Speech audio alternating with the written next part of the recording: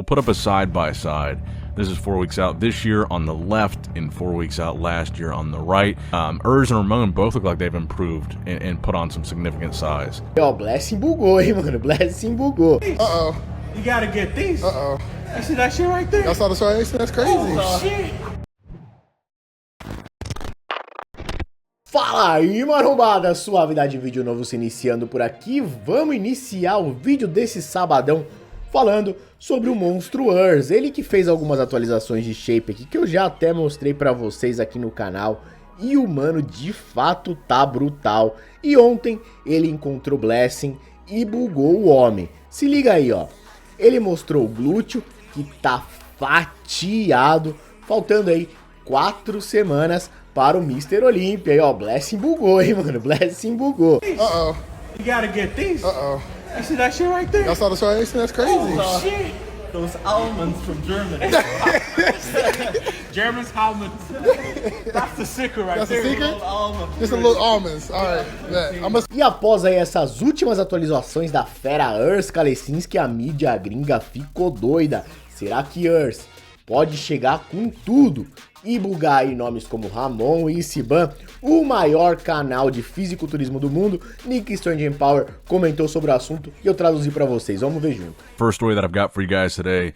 The latest couple of physique updates from Urs Kalecinski. The first one being this update that he posted with Blessing Awodabu, showing off some striated glutes at around 4 weeks out, a little over 4 weeks out from the 2023 Mr. Olympia. So the big thing that stands out to me about Urs in this update and the other updates that I'll show you guys in a minute is he looks significantly bigger to me at the 4 week out mark this year than he did last year. So we'll put up a side-by-side. This is 4 weeks out this year on the left and 4 weeks out last year on the right.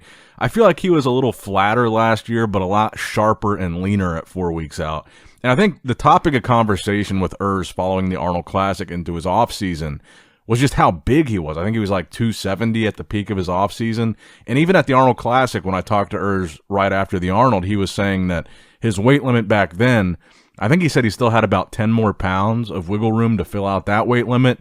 And now you've got the weight increase, which also will benefit Urs. We've talked about this weight increase with Breon, with Terrence. It's going to affect the shorter guys. Urs isn't really one of the shorter guys. He's around 6 foot tall, but he's still going to get an additional couple pounds maybe. But the point is, I think we're going to see a significantly bigger version of Urs at this year's Olympia, and I think that's going to be interesting. And we also got these 2 updates of Urs where he did this collab with Marcus Rule, where again, I feel like the main takeaway here is Urs looks big. He looks significantly bigger than we saw at this point last year. He looks significantly bigger than he did at the Arnold Classic.